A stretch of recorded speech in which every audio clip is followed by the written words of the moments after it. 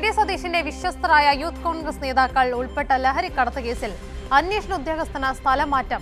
Chandera inspector M. ഷിജുവിനെയാണ് സ്ഥലം മാറ്റിയത്.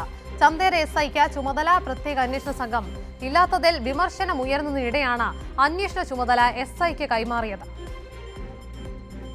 മുഖ്യമന്ത്രി വി.ഡി. സതീശനുമായി അടുത്ത ബന്ധമുള്ള മുഹമ്മദ് ഹുസൈൻ ഉൾപ്പെടെ കോൺഗ്രസ് നേതാക്കൾ ഉൾപ്പെട്ട ലഹരിക്കടത്തിലാണ് അന്വേഷണ ചുമതലയുള്ള ഉദ്യോഗസ്ഥനെ സ്ഥലം മാറ്റിയത്. Chandera inspector M. ഷിജുവിനെയാണ് മട്ടന്നൂർ പോലീസ് സ്റ്റേഷനിലേക്ക് മാറ്റിയത്. ഇൻസ്പെക്ടർമാരുടെ സ്ഥലം മാറ്റത്തിന്റെ ഭാഗമായി അന്വേഷണ ഉദ്യോഗസ്ഥൻ മാറുമ്പോൾ പോലും ഉന്നത ഉദ്യോഗസ്ഥർ അന്വേഷണം ഏറ്റെടുക്കാൻ തയ്യാറായിട്ടില്ല. ശനിയാഴ്ച രാത്രിയാണ് സ്ഥലം മാറ്റ ഉത്തരവെത്തിയത്.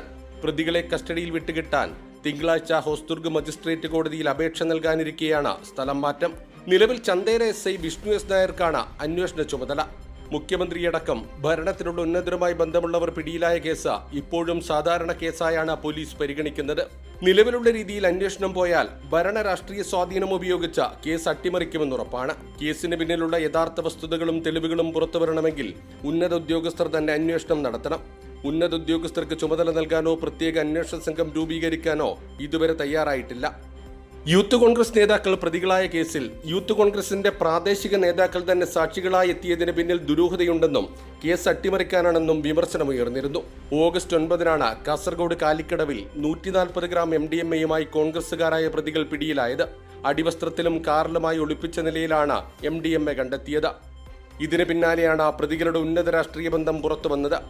ബംഗളൂരുവിൽ നിന്നടക്കം MDMA ഉൾപ്പെടെയുള്ള മയക്കുമരുന്നുകൾ എത്തിച്ച് മൊത്ത വ്യാപാരം നടത്തുന്ന സംഘമാണ് പിടിയിലായതെന്ന് വ്യക്തമായി. 24 മണിക്കൂർ കസ്റ്റഡിയിൽ ചോദ്യം ചെയ്യാനുള്ള നിയമപരമായ സാധ്യതയുണ്ടായിട്ടും ഉന്നത ഇടപെടലിനെ തുടർന്ന് പ്രതികളെ തിടുക്കപ്പെട്ട് കോടതിയിൽ ഹാജരാക്കി. അറസ്റ്റിലായി പോലീസിനൊപ്പം ഉണ്ടായിരുന്ന 7 മണിക്കൂർ ചോദ്യം ചെയ്യാനുള്ള അവസരം പോലും പോലീസ് ഉപയോഗിച്ചില്ല. പ്രതികൾ ചോദ്യം ചെയ്യലുമായി സഹകരിച്ചില്ലെന്നാണ് പോലീസിന്റെ വിശദീകരണം. റിമാൻഡിലായി 8 ദിവസം കഴിഞ്ഞിട്ടും കസ്റ്റഡിയിൽ വാങ്ങുന്നതിനുള്ള ശ്രമവും നടക്കുന്നില്ല.